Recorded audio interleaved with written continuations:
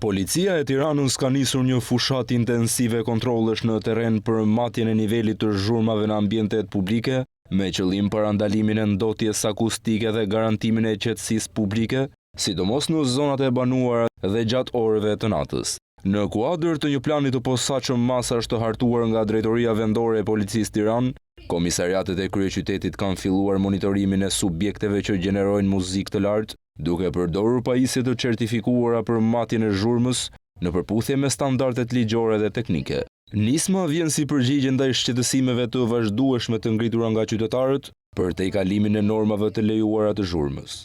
Sipas Policisë së Tiranës, masat administrative ndaj subjekteve që shkelin kufit ligjor të zhurmës variojnë nga 2 deri në 4 milion lekë, ndërsa në rast përsëritje parashikohet edhe pezullimi i aktivitetit. Si rezultati i kontrolleve të para, një subjekt është konstatuar në shkelje të normave ligjore për ndotjen akustike dhe është gjobitur me 3 milion lekë. Drejtoria Vendore e Policisë Tiranë ka konfirmuar se kontrollet do të vijojnë në mënyrë të pandërprerë dhe i bën thirrje qytetarëve të raportojnë çdo rast të ndotjes akustike në numrin pa pagesë 112 ose pranë komisariateve më të afërta.